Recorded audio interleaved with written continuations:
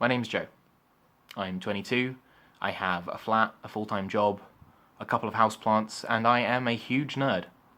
I'm currently in 4 Dungeons & Dragons games. I spend hours a week reading books and comics and listening to podcasts and gaming online and in real life. And I hear voices. So will about a third of you at some point. I also feel, smell, and see things sometimes. I experience things like this more days than I don't. Not that it's everything that defines me as a person, or even most, or even a big deal, but it is important for what I'm going to talk about. A quarter of everyone in the UK will suffer from some kind of mental health condition in any given year, most commonly anxiety and depression. Despite how prevalent it is, it's still a pretty rough deal, even here in the UK, for people with mental illness. Half of people wouldn't feel comfortable talking to their employer about their mental illness. And a quarter of people with serious mental illness have experienced violence in the past year. Stigma is a huge issue in today's society, and it means that people don't get the treatment they need because they feel worthless or ashamed, or that they'll suffer more if they do. However, when you do go, the outlook is pretty good. I've done it.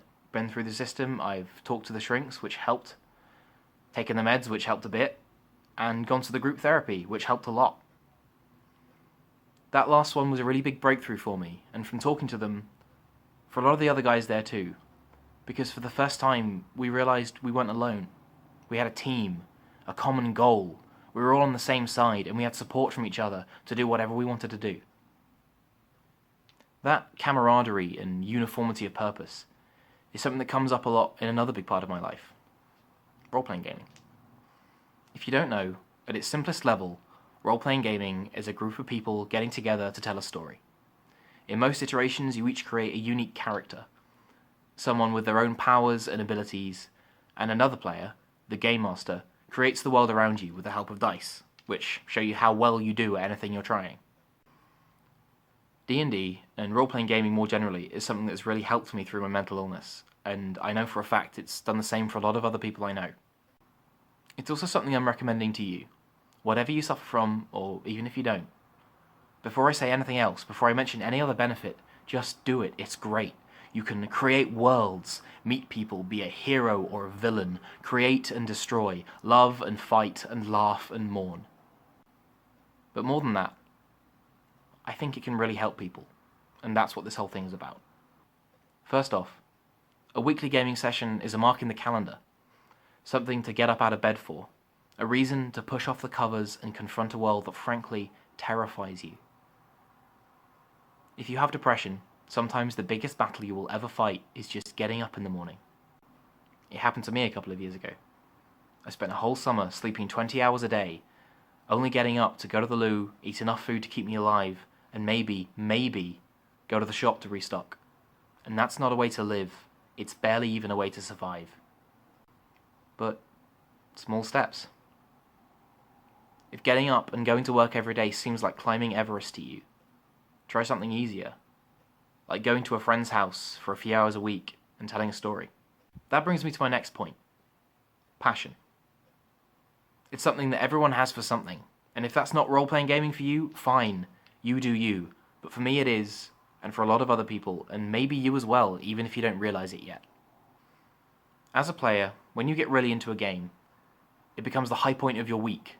You spend all day looking forward to getting back to defending that city from orcs, or hunting down that smug halfling who stole all your gold. You care about what happens to your and other people's characters, and even other people in the world. For GMs, it goes further. You've created a whole world full of people and places and secrets and treasures whose stories deserve to be told. Art therapy is a recognized and wonderful way of dealing with trauma and mental illness, and as far as I'm concerned, that's what this is. It is art.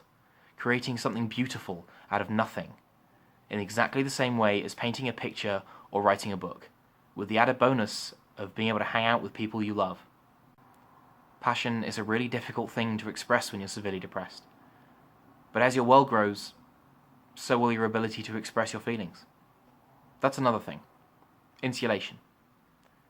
If you're suffering from mental illness, especially depression, strong emotion can be jarring, to the point of being physically painful. A couple of years ago, I lost several people close to me to terminal illness. After the first, I grieved like anyone would. A month later, when I lost the second, my mind just turned inward, said, no, I'm not dealing with this right now. Another month later, when I lost the third, my heart just shut down completely. I thought, somewhere in my mind, that if I allowed myself to feel anything, I would have to confront that tidal wave of grief that breaching that dam would bring. So I stopped feeling anything at all. That is an awful, awful place to be in, to be just scared of feeling. But somehow, feeling the emotions of a scrawny half-elf sorcerer was just easier than confronting my own. You can drip-feed yourself back into confronting the terrible things in your real life. Insulation. You can tell yourself, well, it's just a game, isn't it? It's not real. But get deep enough in, and you can start to chip away at that dam. Bring your emotions through a bucketful at a time. You can feel something, and that way, feeling something meaningful is easier. On the complete reverse of that, RPGs can offer just simple escapism. Stress is a huge cause of mental illness, and getting away from that for a few hours a week is pretty great. If you have depression, intrusive thoughts, voices, so what? Your character doesn't. Joe has a voice just here, telling him he's worthless and he's going to hurt people. But Navin Riordan doesn't. He's too busy blowing things up and summoning lions and accidentally turning himself into a houseplant. Above that, you don't just have to be you without the imperfections. You can be whatever you want to be. Whatever you aspire to be. If all that you've ever wanted is to be strong, to be able to fight back, then fine.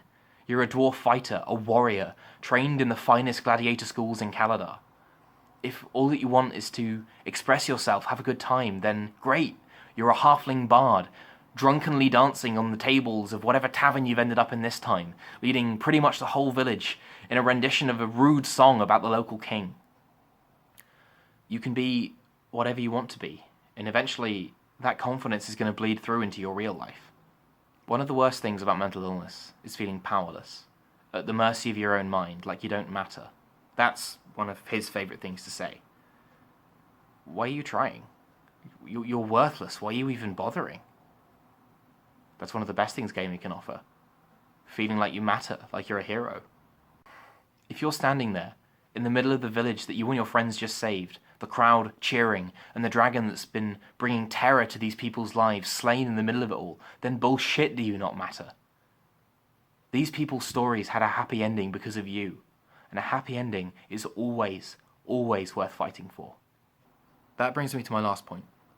The good guys always win. Always.